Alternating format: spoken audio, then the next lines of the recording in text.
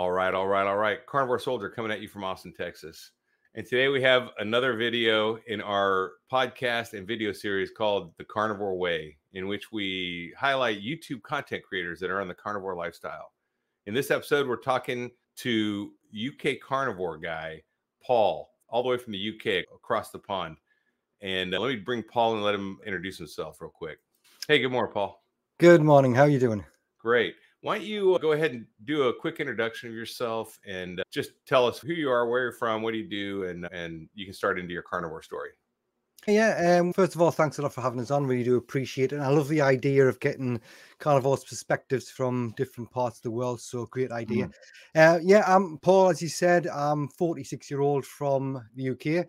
Most people from the UK will be able to tell by my accent that I'm from up in the northeast of England, but I actually live down closer to London area now in a county called Essex. Been here for about 9 years now. Love it here. I've got a nice job in a busy airport nearby. And yeah, I started carnivore, I think it's day 73 now. Not too long, still early days really, but I have seen benefits already. Really enjoying it. I found it originally through a YouTube channel. I watch a lot of Jordan Peterson videos, and I think a clip came up of him talking to Joe Rogan about his experience and his daughter's experience. It's just eating nothing but meat. I'm one of these people. I do like, if I get the idea into my head, I do a lot of research on it, which I did. And I think one of the first people I found was Ken Berry. Watched a lot of his videos, and for me, it just made sense. Compared to what I was eating, it just made perfect sense that is something the human body should be absorbing. So I thought, yeah, give it a try for 30 days. I wanted to do a minimum of 30 days, but ideally minimum of 90. So I'm almost at my 90-day mark. But yeah, it's going really well. I can't complain. So you don't strike me as a guy who was heavily overweight when you started. Are you doing what's your reasons for doing this? Like, why did you start this? Yeah, in a way, because I'm doing a YouTube channel, I'd love some massive story about being severely depressed or massively overweight, because I think that would be a great story to get out. But really, I'm just a normal guy. I've never been massively overweight. I think my biggest was about 13 years ago. I used to drive buses, and I got up to about 15 stone. So I don't know whether you use pounds, but at 14 pound to a stone, and I was 15 stone. So that was my heaviest. I'm now down to about, I think I'm about 167 pounds. So yeah, weight wise, I'm not really too worried about it, but I did suffer from high blood pressure. I've been on high blood pressure tablets for quite a while. The day I started the carnivore diet, I stopped taking them, and I started putting salt on everything, which my doctor told us not to do. And my blood pressure's come all the way down to normal and stayed normal. So yeah, fantastic with that. But I think the main reason I did it is I've got young kids. I've got one due in December as well. And I just want to, I think this is a big enough reason for anybody, is to prevent them in the long run. So when you're in your 50s and 60s, 70s, whenever it is, when you start getting major problems, then hopefully this will give us more time or completely prevent it from happening in the first place. Yeah, being a guy who's in his 50s, I'm 57. So I definitely relate to that, because that's what happened to me. I was an athlete all my life and a soldier and a military guy. So I was always pretty fit. I was never like totally bad out of shape until I hit my 50s, I think, or late 40s, early 50s. Then my body stopped responding to exercise. I actually played rugby. So one of your sports there. I never played soccer, but I played rugby. Yeah. I was second row for our university, Michigan State University, and second row for a military team. And had a blast doing that. As a great sport. But yeah, so I'd done my whole life. I had worked out and had good response. And then I knew what my body responded to exercise like. But then when I hit my late 40s, early 50s, my body didn't respond the same. And I started sliding down, and injuries started piling up. And it was just not good. And then by the time I retired from the Army, I couldn't even run anymore. I was on what's called a walking profile. So during my PT test, I would actually speed walk, which is still pretty hard, but it messes with you. You can't run anymore. You're like, am I ever going to run again? And I never thought I would. I thought my running days are over. And now I'm out sprinting and I'm running, because this is an amazing diet. So it sounds to me like you more did a preventative and also an optimization protocol for the carnivore diet. Yeah, 100%. Just the other things that I heard about it, like regarding skin conditions. I used to get quite a bit of dry skin around my nostrils and on my cheeks. That cleared up as well. And obviously, like you say, the older you get, the injuries can start to creep in. And I noticed I was getting like a slight pain in my left knee, which I damaged my cartilage when I was a child. And the doctor said when I was doing my basic training for the army, he said, because I was getting pains in it then, and he said, when you get older, you could really have problems with that because I've got like a Yeah. big bump on my knee. So with my current job, I'm doing a lot of walking and I would sometimes feel it. That's another thing that's gone. So it's just little things now, but big things in the future. Another thing is sleep wise. I don't sleep as long as I used to, but I don't feel as Yeah. tired, like it's as if I don't need it as much. Yeah. Yeah, like when I wake up, like I'm not drinking coffee right now, which is totally not the way I was. I do occasionally drink coffee still, but actually I think it's causing an inflammation response, like Dr. Chafee says. Because when Yeah. I do, I actually feel some aches that have been gone. Like in my right thumb, and this is an ammo loading thumb. I don't know if you've ever, but when you load your ammo, you have No. to. So I had an ammo loading thumb injury from doing multiple reps, and then my left ankle. And when I do drink coffee, I notice a flare up like that day. And then if I stay off it, it goes away. So I think I might just drop coffee altogether, which it's unfortunate because I did like coffee, but Yeah. I People can can, do without it though. It's not worth it. yeah, of course. Some people can get away with drinking it fine. I never Yeah, been a massive coffee drinker because I am caffeine used to give us like blurred vision and pains behind my eyes if I had more than one cup a day. So I've quite often drank decaf, and I still have when I'm particularly at work, I'll have one or two of them, but it doesn't seem to affect us. Touch that's wood. good. Yeah, we'll see. Yeah, that's cool.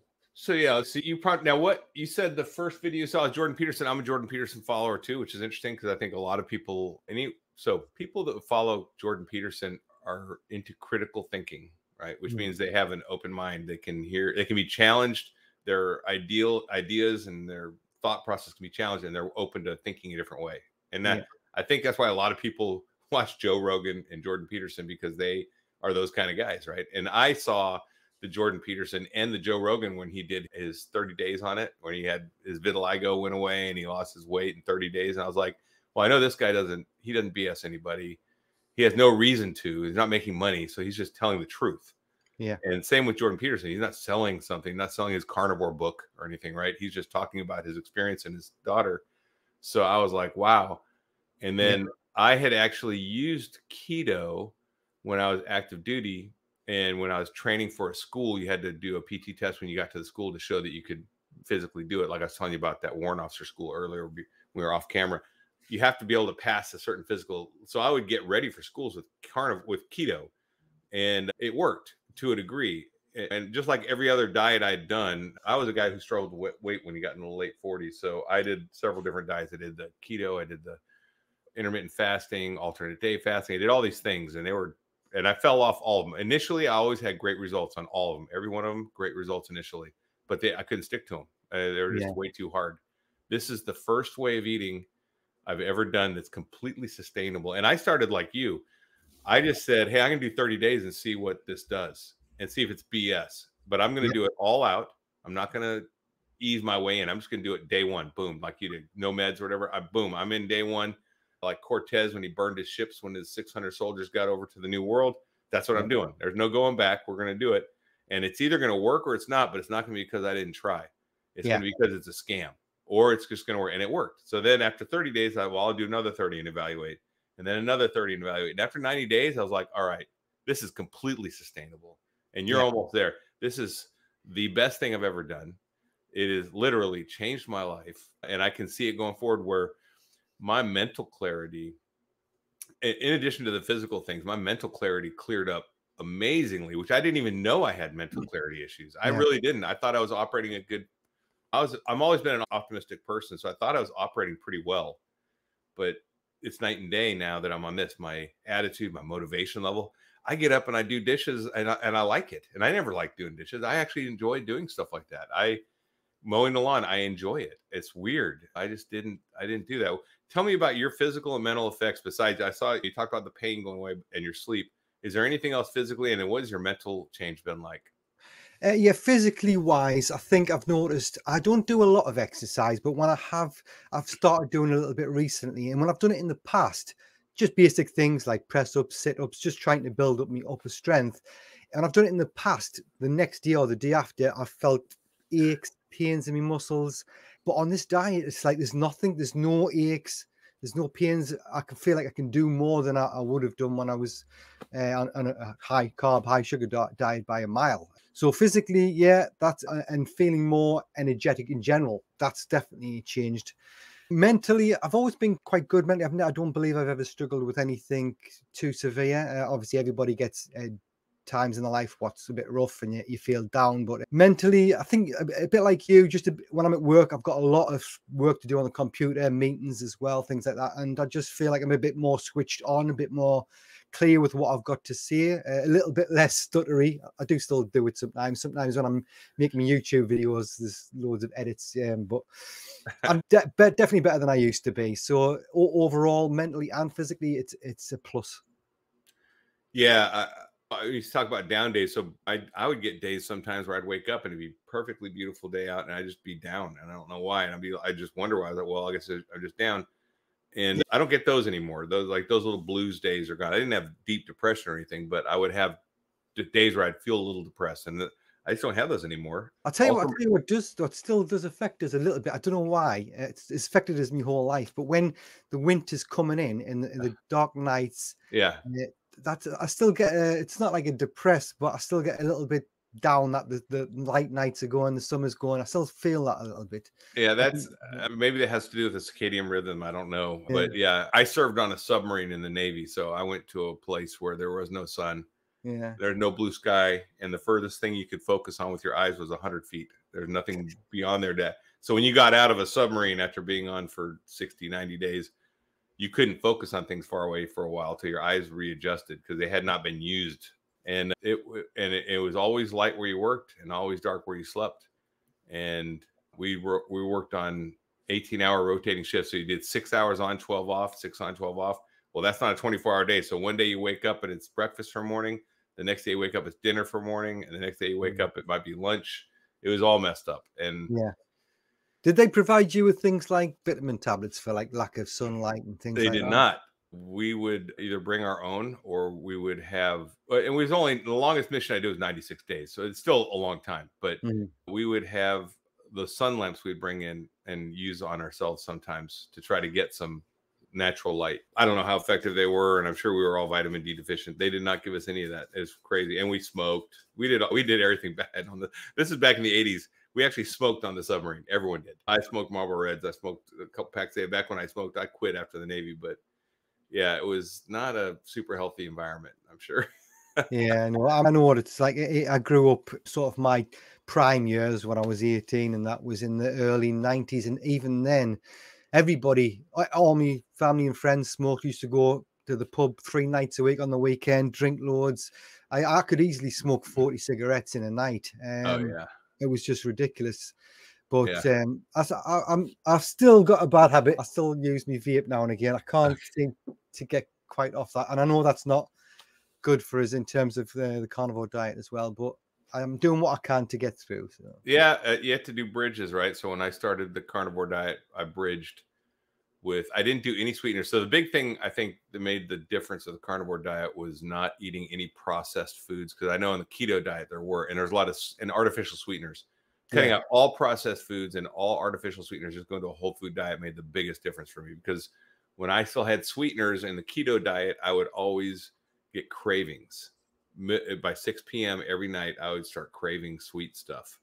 Yeah. And the only way to get rid of it was to cut sweeteners out. Have you cut all sweeteners out of your diet?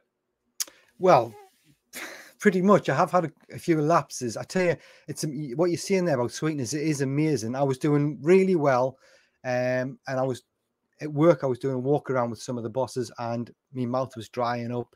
These are like the directors of this airport, quite big, powerful people within the organization. And I said to me coordinator, I says, "Have you got a mint or something?" And she gave us three Tic Tacs. That's all it was. But literally, for 2 or 3 days after that, I was getting cravings all the time for something sweet. Wow. And also in between then and now, we've had a couple of colleagues have birthdays at work in the office. There's cakes, chocolates everywhere. And I'm not going to lie, there's times I've given, and it's weird because you feel like you're breaking the law in some sense. Like afterwards, you feel guilty. Like, what have I done? But one thing that has helped us, and I have mentioned it a few times in my videos, and I'm not using this as an excuse just to forgive me of me sins of sugar. But when you've said don't let perfection get in the way of excellence, I've actually used that a few times in my videos because it's so right. You can't use Yeah. the lapse and what you're doing. You can't use that as a way to like, as no, I'm not going to do it anymore. I just can't do it. You know, you've got to just crack on with it. So yeah, I have had about, I'd say, 3 occasions where I've slipped up. Also, right at the beginning as well during the transition, because I did do like from day one, I went straight into carnivore, but I had a holiday in Amsterdam with my friend, and I must admit that was, I was about 2 weeks in. Then Yeah. I had some beers, then had a couple of McDonald's breakfasts. So yeah, I'd say in the early days I wasn't great with it, but I'd seen 95% of the time I've been relatively strict. Yeah, and that's the whole thing of, I call it resilience. Building resilience is not being able to say no all the time. Being resilient is like when you fall off, you jump back up and ride that horse. No one saw you fall off, right? You just get Yeah, back on and go. And the more you do that, the easier it gets to just snap right back on. And then you do notice things like that, like your cravings coming back. You'll notice that. My son, he's a carnivore too. He's 14 and he did it on his own. I didn't force him or anything. And he ate a burger at a place called Whataburger here in Texas. We were very famous. I used to love it. We used to go there all the time when we were on the standard American diet. And he slipped up and ate a burger. And he told me, he's like, Dad, it didn't even taste as good as I remembered it being. And he's like, it wasn't satisfying. And then on top of that, it jacked his stomach up where he had like digestive issues for a day. He's so young, he has no arthritis. He has none of the stuff I do that I notice stuff right away when I slip up. I will feel the pain pretty yeah, quickly. It's like my body telling me like, that's not good. Don't do that. Right. And for me, that's pretty easy for me to tell. Okay. As far as like your digestive system, what has changed in your digestive system and your hunger signals? Like you brushed on it that you got cravings. Tell us like maybe what you eat in a day, what your digestive cycles changed like, and mhm. if your hunger signals have changed at all. Yeah, there's definitely been some changes there. I think we'll start off with what I have to eat. Sorry, excuse me. Every morning's pretty much bacon and eggs. I'll have a full pack of smoked back bacon and at least 4 eggs, fried or scrambled in butter. And I don't think I'll ever get bored of that. Every time I have it, it's just amazing. I get Yeah. it all crispy, beautiful. So I have that. And then for, I have about 2 meals a day generally. I can't remember the last time I had 3. Must have been right at the beginning. So my second meal would be, yesterday I had 2 rump steaks. I don't know if you call them rump steaks over in America, but I had 2 of them. Absolutely, I cooked them perfectly. Sometimes I get them wrong, but yesterday I cooked them perfectly. So I enjoyed that. Loads of salt on it, and I keep all the butter and the juices and just pour it over the top. And I eat that off a wooden chopping board. Just yeah, that's what I would like to eat every day, but I find it quite expensive eating steaks all the time. So sometimes I'll have, especially when I'm going to work, I'll take what you would call ground beef, minced beef here over in the Mhm. UK. But I have had issues with that tasting a bit bland, trying to find ways of spice. I don't know. I know it's not clean, but I've even seen some carnivores chuck a little bit of chili powder in. I've been tempted to do that, or just chuck some cheese in, maybe some scrambled eggs into it, just to try and make it a bit more interesting. But stomach wise, great. I used to get heartburn now and again. I haven't had that one. I go to the toilet a lot less, sometimes 3 times a day. Now I'll go, I think once a day, maybe once every 2 days, and it's not very big. So like Yeah. shows you most of what I'm absorbing, what I'm eating, sorry, is being absorbed into my body. So yeah, that's good. Trying to think stomach wise. I tell you what, I don't eat them now anyway, but certain things used to give us really bad pains in my stomach. Must have been some kind of intolerance. Peanuts, when I was on the standard Western diet, peanuts would give us agonizing pains in my stomach, like really sharp pains. But on this diet, nothing seems to give us any aches or pains anywhere. Yeah. Yeah. I don't know if you've seen my meatball recipe, but I do No. have a meatball recipe on my channel. I recommend if you like to do minced meat and Yeah. or minced beef. And it's basically I get a pound of ground beef with minced beef, and I put in 1 egg, and I put in a third of a cup of cheese, grated cheese, cheddar cheese, a third of a cup of, you probably call them pork scratchings. They're basically crushed. We call it pork panko. When you crush it and make it a powder, it's pork panko. So you pour in a third of a cup of that, and that's a binder and it kind of thickens it. And then you put in a third a cup of bacon bits. So you fry up your bacon, cut it up in small bits, and throw it in, and then make meatballs out of it. And while they're raw, you put them on a tray on like a wax paper or a parchment paper, and put it in the freezer and freeze them raw. And then you can just heat them up in the air fryer or the oven. I do the air fryer because I don't know if you have an air fryer, but if you don't, Yeah. fantastic. So you can throw the meatball in the air fryer and heat it up, and then bring them cooked to work as lunch, and just cut them in quarters and eat them with your fingers. That's what I do for my son for his grade school. For his lunch, sometimes he brings those, and he loves them. They have a great flavor. The other thing you can do, I do for my burger patties, is I salt and butter them heavily. Yeah. Salted butter and salt, and that really makes them better. If you make them thin so they get crispy, and then salt and butter them a lot, that helps a lot.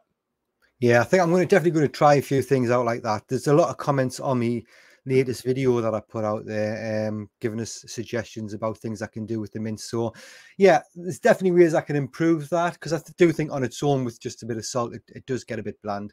Yeah. No, I'll check that out because that does sound nice. I did make some sort of Scotch eggs, carnivore I Scotch. saw that. I want to Yeah. do that. I told my son about that. I want to do that. I like Scotch eggs.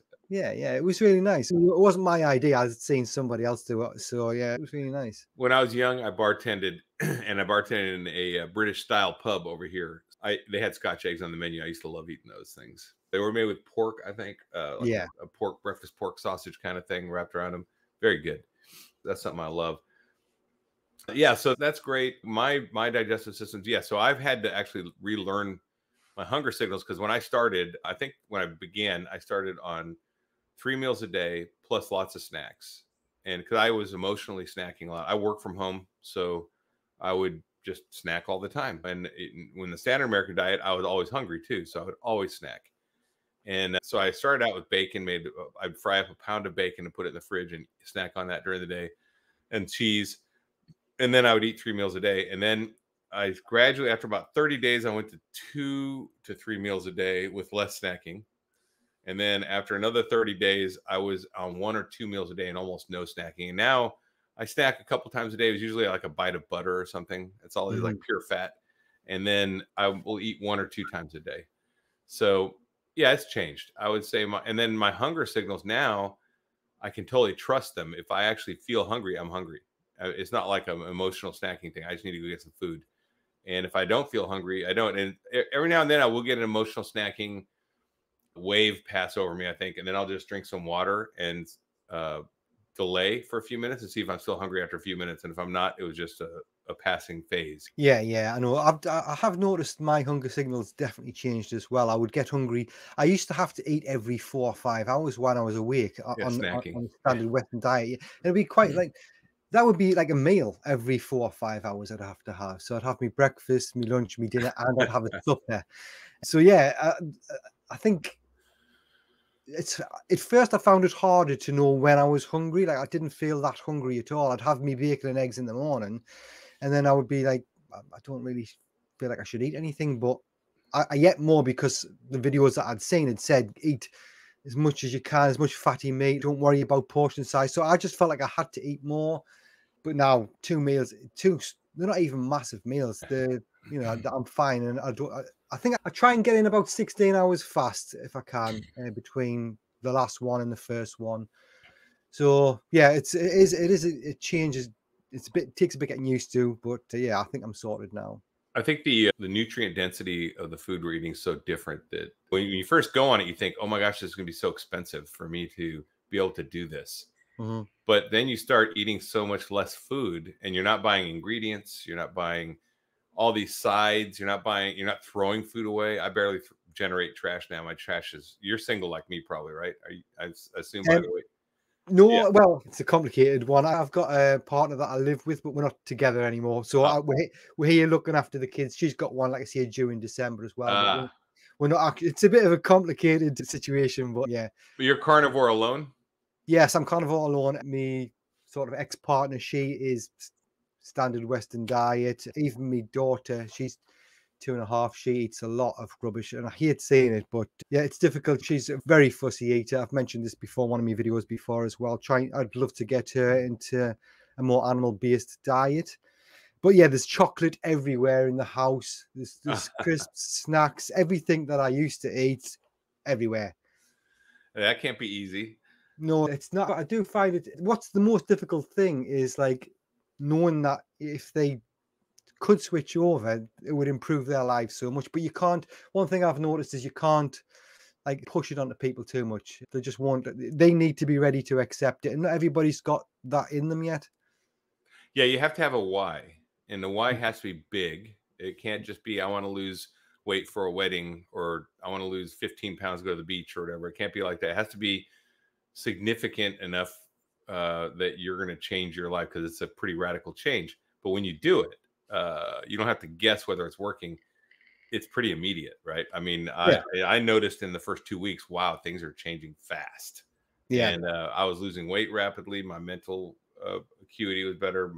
My energy levels were already rising, and then once they rose, they just steadied out. And now all day long, my energy is like perfect. yeah, I call it carnivore zen. It's like yeah. we're just sitting there, like, all right, we can just do whatever we want, Yeah, and it's amazing, and to me, what is another thing that's amazing is how it took us so long to get this knowledge. Like a mm, 46-year-old, you're in your 50s. How, as humans, have we not figured this out a long time ago? I mean, I'm a bit of a conspiracy theorist, so I've got yeah. lots of opinions that can't go too in depth in them because people think I'm mental. But I honestly do believe that a lot of it's kept from us. They don't want us to Oh yeah. be healthy, It's you know. so after retiring from the military, I saw a lot of stuff where I started questioning a lot more of our government, because I saw how the government behaved overseas in military operations, and who was getting paid to do what, and that seemed more important than what our real mission was. Yeah, When you see Raytheon and General Dynamics and these huge contracts getting paid forever in these, and now you see the war in Ukraine. So you see the people are making money. If you follow the money, it kind of shows you what's going on and why decisions are getting made that don't make logical sense. It's like, okay, we killed Osama bin Laden, so why are we still in Afghanistan? What's the mm, tactical, and what's the significance of Afghanistan, right? And there's no good answer other than people are getting paid to be there. yeah, And then you see the Food and Drug Administration, and I'm sure there's some kind of administration in England might be similar, but we yeah, have a government agency that regulates both food and drugs, getting paid by the food and drug companies. yeah, So they're acting in their best interest, obviously, and their best interest is to make addictive foods yeah, that will keep us alive and not kill us, and put us sick enough that the drug companies can make these great drugs like Ozempic and these statins and these RSSIs, these all these antidepressants. So they're going to make us just sick enough where we're not going to die, but we need these drugs, and we're going to mm, be lifetime subscribers to these drugs. So you get on a statin, it's lifetime subscription, and that's exactly. the kind of customer they like. So I don't think that is I think I don't think that is a conspiracy theory. I think that's a proven fact. But when you're getting fed by news outlets that are paid by these companies as well to put out their narrative, you're getting a certain narrative that covers what they believe. And yeah, I'm right there with you. Yeah, And my experience is from my experience, and you can say you have a different opinion, but you can't say I'm wrong, because I know what I've seen, and I'm sure you the same thing. And the fact that it's every Western country yeah, is the same way. And you go to the Eastern countries, and they're not quite that way. There's a different. They have their own control problems and control messages, but it's a different spin. yeah, Westernized countries, we're like all lockstep.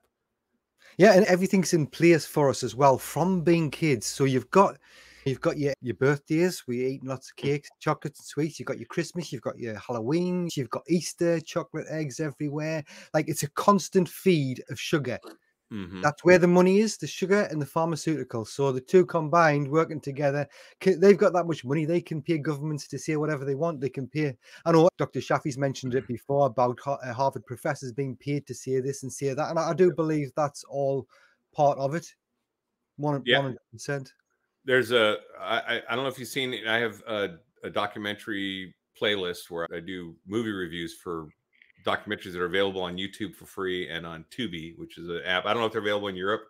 I imagine the YouTube ones are, but Yeah, there's a great documentary called That Sugar Film, which is fantastic. It's an Australian guy who deep dives into the sugar industry, and that's really a good one. And also puts himself on from a whole food diet to a sugar-based diet, but he is only eating the recommended allowance of sugar that the Australian Health Administration, whatever they are, says you should eat. And his rules are he can only eat sugars that are hidden in healthy foods. So yogurts, cereals, milks, these kind of things. And he starts doing, I think it's 20 tablespoons a day of sugar is what the recommended daily allowance in Australia is. And in America, it's even worse. I think it was like 40. It's crazy. So he Wow. starts out in Australia and he puts on all this weight, gets a fatty liver like in 30 or 60 days. As fast as we saw the results going to carnivore from a standard diet, he saw that going the other way. It's that fast. Yeah. And that was amazing to me because I'd never seen that before. I've never seen someone from a whole food diet switch over. And it was great to watch. And then at the end of the movie, he switches back. And the results are just as fast. But now he was not eating a carnivore diet. He was eating more of a keto diet, a whole food diet, natural. Yeah. And that's fine. I think cutting out processed food, seed oil, sugar, and refined wheat is 95% of the problem. If you do that, you're pretty good. Yeah, I totally agree. I mean, even vegans, I've spoke to some vegans. I like to watch content that sort of conflicts with my own in a way as well. And vegans they're doing the same thing in the sense that they're trying to find a way from getting out of this high sugar, high carb, better health, better lifestyle. I don't want to be like in arguments with them. I can see why they're doing it. I just think they maybe don't appreciate or understand fully what the carnivore diet can do yet. I've seen on YouTube some vegans that have switched over to carnivore and they've noticed a massive improvement. But yeah, these even fruits and vegetables have got, like, especially fruits have got a lot of sugar in them. So I was never a big fan of fruit and veg anyway, even on the standard Western diet. I was more of a junk food man, like pizzas, kebabs, and pies, pasties, anything with pastry, cakes and chocolate, all that sort of stuff. So yeah, I totally agree. I totally agree with that. Yeah, I don't know if you've seen Maggie White, the 83-year-old rancher from Canada. Yes, amazing. She's pretty amazing. She talks about growing up in the 40s and in Canada. So back then in the 40s, 50s, even the 60s, you had fruit that was seasonal to your region. That's all you had. There was none of this, hey, we got bananas in Michigan in the middle of winter, which we have now, right? Yeah. And the fruit was not genetically modified to be sweeter because it was pretty local natural stuff. So she said the apples they had were like cran apples and up in Canada. She's way up north. So she had very little fruit to pick from, and she didn't like any of it, so she never ate any. And that makes sense. You look at the Inuit, which are the Eskimos who live up in the Arctic Circle. They don't eat any fruit. If they do, it's very little and some very few berries. And it's a secondary food when they can't find real food. The real food is going to be the antelope that they have up there, caribou they call it, or it'll be seal or fish. That's the real food, and they eat that whenever they can, and they eat that. And if they're occasionally they'll get berries and stuff, but it's not like hunting gathering is not meaning you're eating berries every day for the whole year or even weekly. You're eating it just in season, and it's not as sweet, so it doesn't taste as good. I think some of the things they've done, they've re-engineered foods. I don't know if you've seen my video on McDonald's French fries and the 14 ingredients in a McDonald's French fry. But when I grew up in the 70s and the 60s, French fries were made from potatoes that you cut and fried in lard and put salt on it. And that was 3 ingredients. That's all it was. Now there's 14 ingredients in a dang French fry at McDonald's, and they're designed. And the sugar film talks about finding the bliss point. And these guys have designed these to have a bliss point. As a result, they're highly addictive, and they are the number one selling item that McDonald's sells is French fries. It's the number one seller out of all their items. Yeah, that is crazy. It can't be cheaper and easier to make a 14 ingredient French fry. It's got to be infinitely harder and more expensive. More profitable, isn't it? More profitable. That's it. See, these are engineered. These foods. There's nothing in nature that naturally occurs, unless, correct me if I'm wrong, no one's ever told me this, that is both sweet and salty at the same time and available for us to eat. And that is what creates that bliss point. So this is everything that's sweet and salty, and you see it everywhere. You see these popcorns that have salt and caramel, and you see all these sweet, salty combinations. And some are hidden and some are right out front, but they actually do create this addictiveness. And then you add in seed oils. If you fry in a seed oil instead of lard, it's more addictive as well. If you get carbohydrates fried in seed oils, add to the addiction. So it's really crazy and super poisonous. Yeah, it's strange. I noticed the other day as well, I was wanting to get some sausages from my local supermarket, and every single pack had sugar in it. And I'm like, Dextrose. yeah, yeah, and sugar. And I'm like, I can understand the preservative side of it, maybe, but it's I don't want sausages with sugar in it. You know what I mean? So I just couldn't buy any. I did end up going to the butchers and got some better quality ones, but why? I just can't see why it needs to have that much sugar in Yeah, it. I think I commented on that. I think what some of the things they are is when it browns, the sugar will brown, and they do like that. So when you fry it up, a patty, and it browns up, that's a lot of times that sugar caramelizing. And Yeah, then it is again, it'll basically preserve it. So the dextrose is a preservative, so it stays, it has a longer shelf life. Anything that has a long shelf life is modified, right? It's yeah, and that's what you got to kind of stay away from. So I tell people when they do carnivore, for me, when I go grocery shopping now, I speed walk through those aisles, or I just bypass them and go to the outside and hit the meat aisle, the dairy aisle, and that's all I hit. And then unless I'm buying like Ziploc bags or toilet paper or something, that's the only other thing. I'd never even go to those other aisles. What's the shopping experience like for you now? yeah. It is. This pretty much the same. I've always walked straight through the fruit and veg aisle. Like I say, I was never a fan of it, and it goes to show most kids don't want it. And I know for a fact when I was a kid, I was forced to sit at the table for ages trying to get Yeah. those vegetables down. It's like something as a kid I realized it was something that I shouldn't be eating. But when I go through the supermarket now, it is straight because the way it's designed, you've got the fruit and the veg, and at the other side of it, you've got the meat. So I walk straight through, I go down the meat aisle, and unless I'm getting something for a member of the family, I go straight from there to the water aisle and then to the till. So the one thing that I do, what I've noticed I do more of in the supermarket now is I look at other people. Like I look in their shopping trolleys, Yeah, I look at their bellies, I look at see what kind of health they are. yeah, me too. And sometimes you see them like struggling and that, and you look at what they've got in you want to say something, but obviously you can't, but you just feel like saying, look, if you did this, it would improve so many aspects of your life. But they would just look at you like you were a nutcase if you started seeing things like that. Yeah.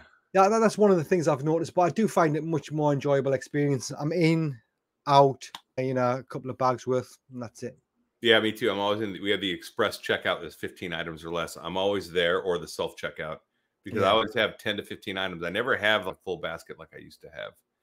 yeah, And yeah, I get it. When I go shopping, I look around and I just think metabolic syndrome, type 2 diabetes, you just look around, you're like, oh my gosh, these people are just so sick yeah, yeah, globally, including kids. Now, when I grew up, we had one or two fat kids in our class. We didn't have 70% of the kids. Now I watch soccer games with my son, and there's kids on teams playing soccer that are obese. I'm like, oh my gosh, yeah. that wasn't the case when I was a kid. If you were an No, athlete, especially, there were no fat athletes. We had none, not one. They were all like twigs in grade school and middle school.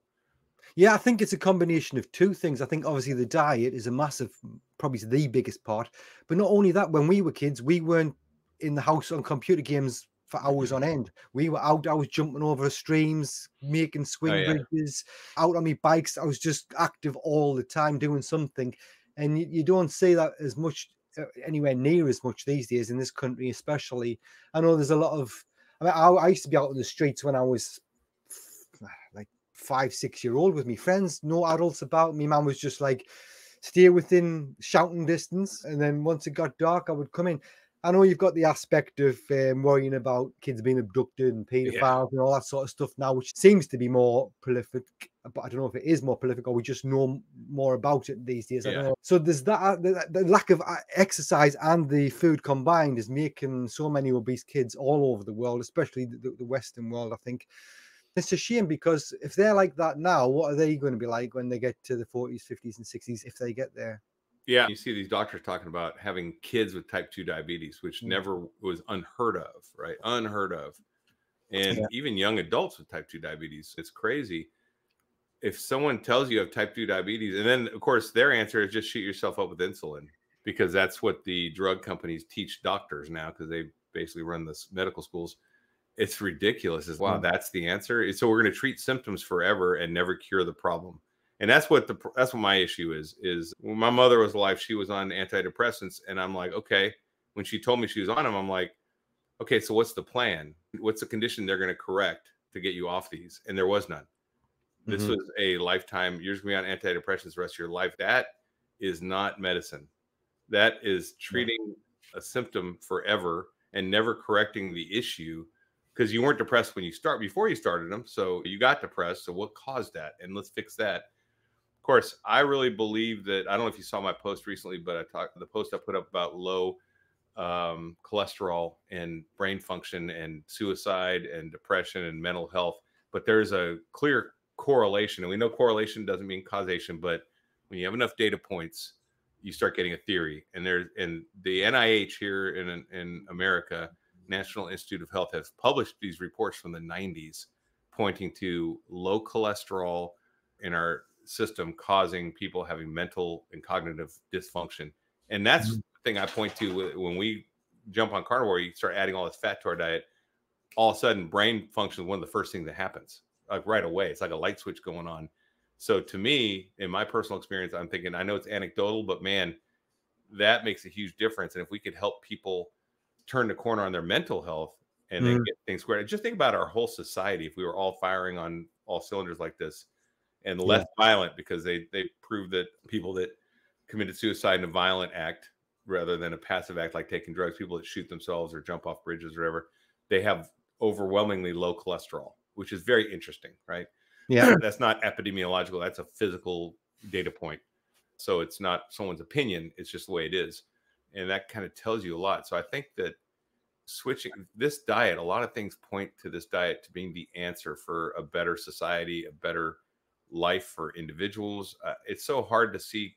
And I felt guilty like you. So I had my son, I raised him on the standard American diet until he decided at 14 to switch. And he's got braces. He's got all these things. And I wonder, is like, if I had fed him properly, would he have needed braces? Would he have evolved that jaw? Would that jaw have grown out better? Would any of these issues that he had that I saw be better? Like now he doesn't have acne. What 14-year-old kid doesn't have acne, right? Yeah. A kid that does carnivore diet doesn't have acne, because I used to buy him all the acne stuff. And now it just sits in the cabinet and he doesn't use it. It's pretty awesome. Excellent. Yeah, it is. It should be common sense when you think about it. Like I used the analogy, and I've heard other people use the analogy of a vehicle. Like if you don't change the oil, if you don't put the water in, if you don't refuel it, if you don't check this, the stuff that goes into the vehicle is what keeps it working for longer. And we're no different in the sense we're not mechanical metal bits moving around, but we need the right fuel. And if we don't get it, we don't put in the right stuff, then we're going to have breakdowns as well, mentally and physically. Yeah, we're actually biochemical engines, right? And everyone wants to talk about calories in, calories out, working out and eating calories. And that's a physics problem, but we're a biochemistry engine. We're not a physics engine, right? It's because wood has calories in it. Yeah. And so does leather. And you can't eat that and live, right? So you can burn it and it makes calories, because calories is an energy measurement. So calories in, calories out is a terrible idea. Biochemistry talks about what does this food substance, this gram of food, these carbohydrates, how are they treated by your body and how are they changed and what do they do? A protein versus a fat, amino acid, carbohydrate, how your body reacts to a type of food is much more important. And like you, I talk about a drag racer, these cars that run on top fuel and go down the 300 miles an hour down the strip. If you get one of those drag racers and you put in unleaded regular gas in it, it'll probably run and it'll go probably the whole distance if you try to drive it down there, but it won't be fast. It won't run properly. It'll be backfiring and it'll probably ruin the engine by the time you get to the end of the race. But if you put the right fuel in, that thing will just propel down like a rocket. And I think we are like drag cars. We're like these drag racers ready to go. And we're putting this terrible fuel in it. And it's damaging the engine and slowing us down. That's my opinion. That's a good way to put it. It's exactly right. I think, to be honest with you, the fuel is the most important thing, and the hydration. I know people talk about, they're concerned about are we getting enough electrolytes or certain vitamins, but I've never really had any issues. I've had some slight headaches. It's interesting. One of the guys on my latest video, I got loads of comments and I was really thankful, because I have suffered from a few, like what I've been calling keto headaches. And he mentioned about drinking too much water. Now, he used to drink 4 liters of water a day, and he used to get headaches. He cut it down to 2 liters a day, and it stopped. So this I only discovered this a couple of days ago, so I am going to just maybe cut my water intake down. I don't know whether it's rubbish or not, but if it's worked for him, I thought I'd give it a try. I don't get them all the time, but I'd say at least once a week I'm getting them. So I'm going to give that maybe. Do you think that's a good idea? Cutting down from, because I am Well, drinking about. I can't have about 4 of these a day.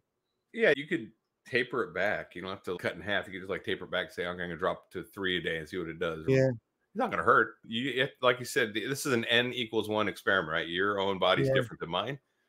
yeah. So you can drink your water, and then it depends on your physical activity too. I'm not super active, and that's the other great thing in this. I've not done a lot of exercise and had great physical benefits. Put on muscle, not exercising, which is crazy to me, right? Yeah, so have you And had? I mean, I can be sitting there and I can feel my muscles like twitching in my arm, like yeah, pulsing. you feel more firm. I feel firm in places I wasn't as firm, and Yeah, it's just like muscles coming on, fats going away, bone density is increasing. I do a little exercise, but not like you, not a lot. I don't go to the gym. I have no membership.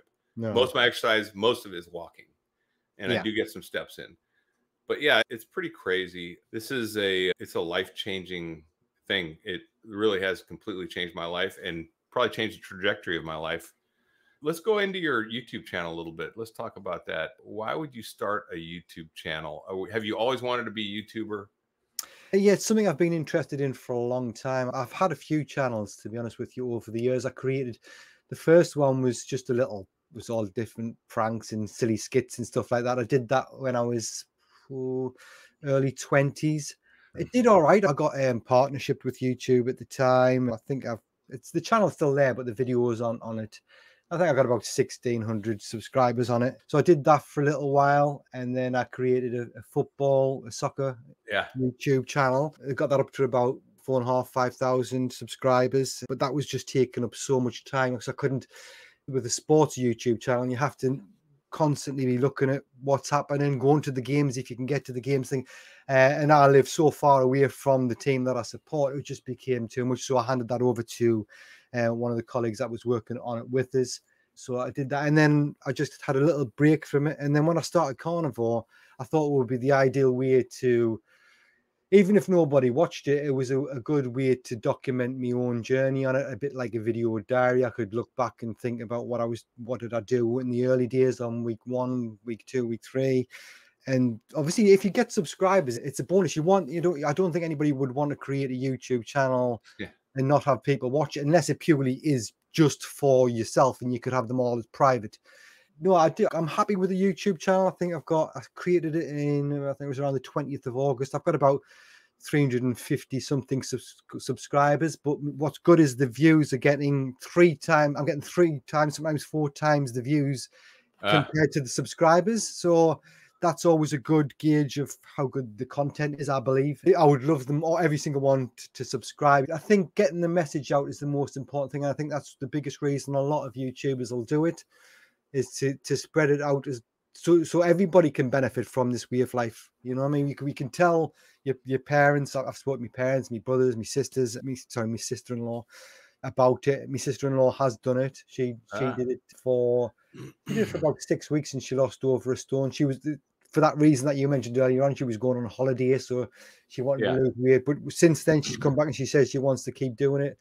My brother struggled with it for a little bit. He's tempted to go back on it, but my dad wasn't interested, and he's on statins as well. Yeah. My mother was struggling with it, but yeah, the YouTube thing, I really enjoy it. I enjoy communicating with other people. I like to have my own little community there, getting involved with the other channels like we're doing here. You just learn so much from other people. Like I say, if I was struggling with the mince or something else with it, I could put a video out and I can get loads of comments. Uh, Yeah. and then I can do something about it. So it's not just, it's a bit selfish, really. It's mainly for me to help me get through it. Yeah. It's really rewarding. Excuse me.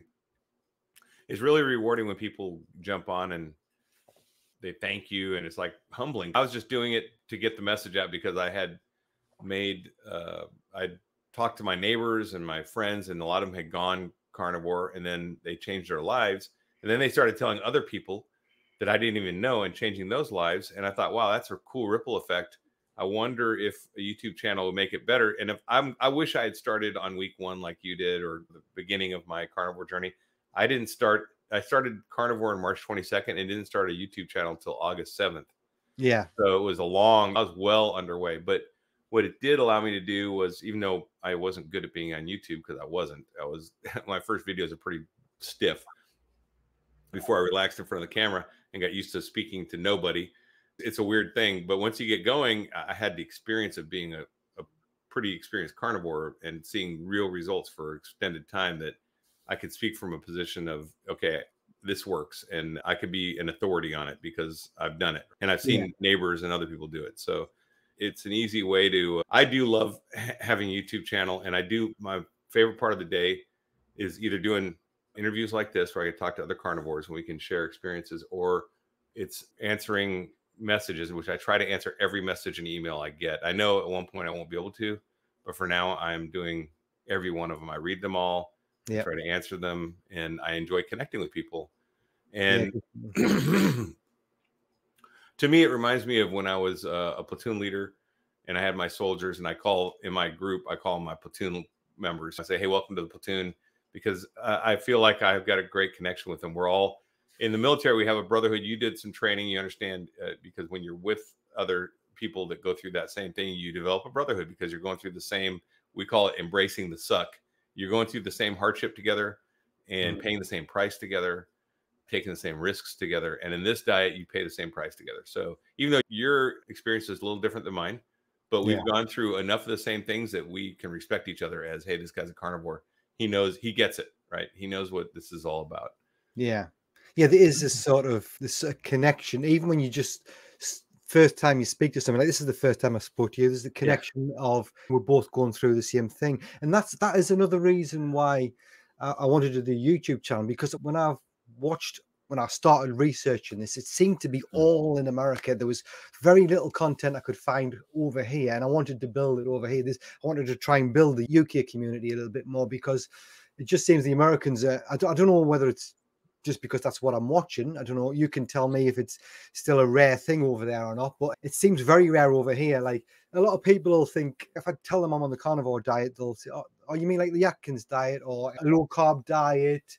They haven't really fully heard or understand the carnivore diet yet. So, like, I wanted to try and get the word out around this country as well. So that was one reason I pushed it, and that's why the channel was called the UK Carnivore Guy. But yeah, what is it like? Is it?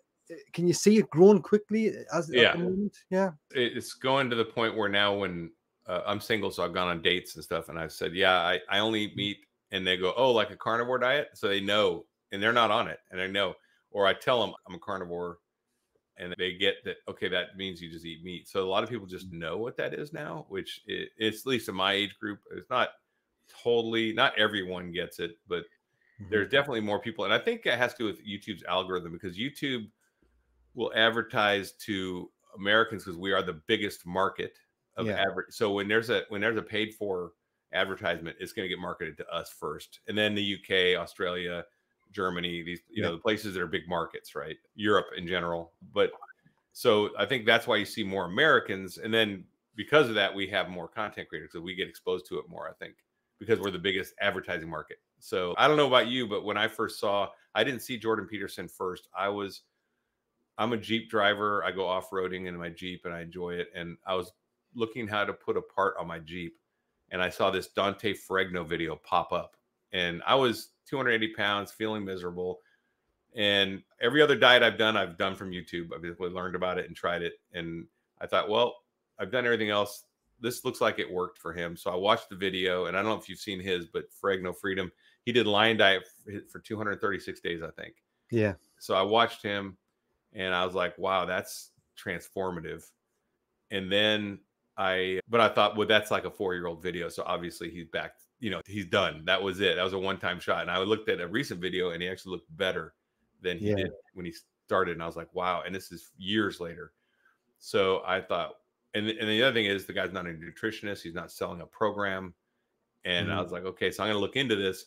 And then I found Dr. Barry, and then I found Joe Rogan. And Dr. Barry I'd watched when he was keto, because he wasn't carnivore before. He was keto. He Yeah. started out keto for a long time. So I was like, when I was doing keto back in the Army, way back in like 17 and 16, he was doing that. And I was watching his videos. And now he's carnivore. I'm like, well, if he converted to carnivore, this must be legit, because I know that guy is legit. So I Mhm. started doing that. went down that rabbit hole, and that's what got me into that. What are your goals for your YouTube channel? Like, I know it's new for you. You've done YouTube channels in the past. What would you like? What would be a successful channel to you? I think for me, it's just building the community. I'm not worried about, and like I said before, it's nice to get subscribers and comments and likes and things. That is part of it. Definitely, I would be, I'd be a liar if I said that I'm not interested in any of that. But for me, it is building the community here in the UK and trying to grow my own knowledge and get my own knowledge out there. So when people in the UK maybe do a YouTube search for UK carnivores, that I'm there and I can offer people advice. If it's a year or two down the line and they're just starting out, being able to help people's lives dramatically change on this, even if it's just in a small way, so that they maybe get to hear about it. Then for me, that's the only reason that I'm the main reason that I'm doing it. So yeah, to grow my audience, that is one goal. Grow it as quickly as I can, and just spread the word. That's all it is for me. I think you've actually found some friends there too, some compatriots, right? You've actually connected with other carnivores in the UK. Has that been a big part of your channel? Yes, there's a guy called Carnivore Cabby. Oh, Mike? Yes, Yeah, I yeah. know Mike. Yeah, we're doing him next. He's up Oh, next. nice, nice. Yeah, I think he used to be called the English Carnivore, and then he changed everything onto another channel, the Carnivore Cabby. And Right. yeah, he's a good lad. I find him quite funny, even without him trying to be funny. I do find him quite funny, and he's posting a lot of the things that he's cooking on his YouTube channel. I just find him interesting, so he's definitely worth a watch. I've connected with him.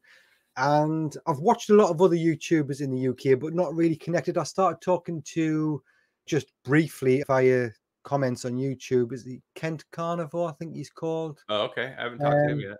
yeah, he's got quite a big following actually. I'm sure he's called the Kent Carnivore. I can't remember his exact name, but his content's good. So yeah, there's a few of us creeping Yeah. up, popping up there. But yeah, like I said, building up the community is a big thing. And then I reckon we'll get there. I reckon we'll slowly start catching up to the Americans at one Have you day. talked to Carl? Yeah, Carl from Carnivore Nation. No, no, I haven't. I've spoke to another one I forgot to mention actually, Alex for Carnivore for Life, I think he's called. Right. I Yeah, know that he's the guy. 65-year-old. I did a live stream on his channel with Mike. Yeah, he Uh, has the big glasses, right? The big yes, square glasses. Yeah, yeah, I know him. Yeah. yeah. I spoke to him. I was on a live stream with him. He's done so well. He still has alcohol on a weekend. He still has a few Yeah. beers, and he's Yeah. lost like loads of weight, feeling so much better. So I think I'd love to be one of these people that could moderate things better like that Yeah. with when it comes to beers or food, but I don't think I'm the kind of guy that could do it. So yeah, there's a few of us. We'll get in there, but to grow that community is massively important here, I think. Yeah, yeah, it is. It's huge. And because this is the only, YouTube has its faults, but it is the only way we're going to get a grassroots message out, because the paid for media will never put this information out. No, And whether it's print or video, it'll never put this message out. So we have to be the advocates, carry the torch, and get this message out to as many people as we can. So that's my goal too. And my channel focuses primarily on first responders and veterans, because I know we have a higher than average suicide rate, and I think it's a lot due to the conditions of life that cause people to take their lives hasn't changed. It's typically when you have a suicide, you find that it was relationship, it was financial, it was legal issues. Those are the issues that tip people over. But the fulcrum has changed and made it easier for them to make that choice, I think. And that was the standard diet, the standard Western diet, that has lowered our cholesterol, made people take violent actions more impulsively, because that's another thing. Impulsive actions is part of having low cholesterol too. So there's all these pointers that mark up. It's okay. So the same stresses are there, but now people are committing suicide earlier and faster and in terrible ways. And I think a lot of it, this is actually a tool we can use. So that's my goal, is if I can save one person, if one person's life is turned around, then that's yeah. 100%. I made it. That's my goal. But I know it'll do more than that. I do. I have a feeling, just and not just prevent suicide, but actually just turn their lives around and make a better life. So Exactly. It makes you feel like it's a bit of a responsibility. You've got this knowledge. It's your responsibility to get it out there and help people. If you, like I say, you can't just walk into the supermarket and start telling people that they should be doing this, but like through a YouTube channel, they're obviously searching for it, or it's recommended to them via something else that they've watched. You put the tags in, yeah, health, good food, carnivore, that for some reason gets shown on their, most of my views come through the browse feature or the recommended feature on their channels. So they're obviously must be interested at least in what I'm talking about. But yeah, I think that is a brilliant way of getting it out there to people. There was something I was going to mention there. I can't remember what it was now. It's gone. There was That's something all else. right. It may come back. It's Yeah. interesting you talk about responsibilities. I'm a Texan and an American, and I carry a sidearm where I go. And I saw a video a long time ago that was interesting. It said that if you are trained and capable and legally allowed to carry a sidearm, you have a responsibility to do that. You have we call it the responsibility of concealed carry, because you should, because if a bad actor starts something near you, you need to be able to stop it.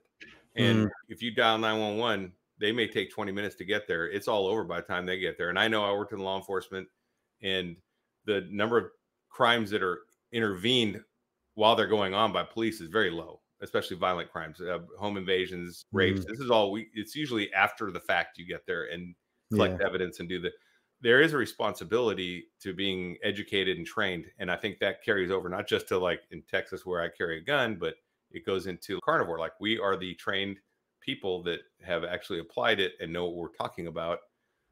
We actually have facts and not feelings. And that's something you talked about, talking to vegans and fighting with them. I do notice that this community is much more open. If a vegan came into my channel, I'd welcome them. Hey man, let's talk about it. On the other side, people I've talked to that are vegans that have switched over tell me about how militant their groups are. They're because I think their reasons for being vegan, although misguided, are very much, we don't want to kill animals, and it's different. We're optimizing health. We're not, or we want to save the planet, even though that's misguided, because they are killing billions of animals when they're harvesting wheat, and they're destroying the planet with these oat milk factories and stuff, worse than cows can ever do. Right? It's amazing, but because that's their feeling based argument, it's really hard to. They're very militant because they're structured around feelings. We're structured completely around facts, logic, critical thinking, and that's why Jordan Peterson, he's going to make a critical thinking argument of facts and logic, and no feelings involved at all. That's exactly, you've actually just brought back what I was wanting to say. When I'm on my YouTube videos as well, you're talking about facts. I'm worried about saying something that's not accurate. I might have already done so, because you hear that different, even the doctors have varying opinions on certain things, trying to kill you, or just different takes on it. So I'm cautious about what I say. I try not to give any kind of medical advice happening for me, but I think there might have been times I've said something that maybe could be taken the wrong way or is not quite accurate. So that's one thing I have to be careful about. But yeah, facts. I think what you just talked about again, the vegans, I had a conversation a couple of days ago on the Twitter about that very thing. She said something along the lines of, I don't believe in the exploitation of animals for commodities, or something along them lines. And I was like, what, all animals, or just the big ones that eat the grass in the field? Are you talking about little ones that get killed in the crop harvesting? Yeah. So she didn't really have an answer to it, but I just think they're not quite seeing it.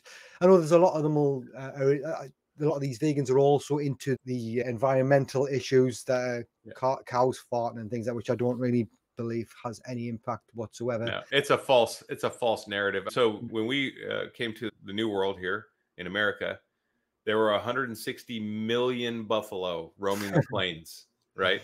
Yeah. And now we've replaced them with cattle. So we haven't done anything, and there's fewer. They're not I don't think there's 160 million cattle here, but this was the natural way of things. And we didn't have global warming. Yeah. There you go. Yeah, it doesn't make sense. Buffalo are not magical animals that don't have gas. Yeah. Do you, talking about gas, that is another thing. Has that changed for you? I definitely don't do it as much. There's no gas. It's very little, and if it does, it doesn't stink at all. At all. And even when I go to the bathroom, it rarely stinks at all. There's no fermentation going on. You break down, and so here's the thing: my dog is a Great Dane. He's 130 pounds. He used to have massive, legendary craps that were just huge. I had a shovel. I still have it in the backyard to pick these up because it was like a human crap. It was huge when he was on kibble. Now that he's eating raw chicken, he's on a PMR diet, which is a primary model raw, or anyway, so it's a predator model raw, and it's basically raw chicken. I grind it up, give him the bones and everything. His turds are like that big, and they're hard, and they have a lot of bone in them. They turn white in the sun from the calcium, so they're easy to find. if you step on one, it won't stick to your shoe. It's like stepping on a rock. It's like stepping Wow. on, it's crazy. And so it, for one thing, if you have dogs, it'll make them super healthy. Also, picking up their waste is super easy. It's not gross anymore. I can get a bag and just pick it up, and it's like picking up a couple stones in the yard. It's so nice. And it's cheaper. I save by grinding chicken. I am saving about $40 a month. And yeah, I was spending between 80 and 100 a month, and now I'm spending between 40 and 60 a month on his food. So it's much cheaper. It just takes some time. You have to spend some hours, but anyway, okay, we're running out of time. We're over. But tell us how people can find you. I know this is your YouTube channel, correct? UK Carnivore Guy? Yeah, UK Carnivore Guy on YouTube. I have got an Instagram account. I post little bits up on there sometimes what I'm eating. I posted my blood pressure results up on there. So yeah, I'm on there a little bit. X, or Twitter as it used to be known, I'm on there a little bit, but I don't have many people on there. I think 5 people. I follow 5, they 5 follow people back. Hey, follow me, I'll follow you back. Yeah, I will too. Carnivore Soldier, and you are UK Carnivore Guy on both Twitter and Instagram, correct? Okay. Instagram, yeah, it's on all platforms. I've managed to get it. UK Carnivore Guy. So if anybody's interested in following how Carnivore goes in the UK, or just supporting us and give us a few comments, that'd be fantastic. Cool. Well, I'm going to drop you out of the video, say goodbye to the audience, and then stick around. We'll talk for a minute when we get done here, okay? Yeah, no worries. Thanks, everybody, for watching. Subscribe to Carnivore Soldier if you haven't already done so. And thanks for watching. All right, thanks. All right, guys, that was another great episode of Mission Carnivore. I'm sorry. That was another great episode of the Carnivore Way. And if you like my content, please like and subscribe to the video. Also, all I have to say now is stay strong and overcome. Carnivore Soldier out.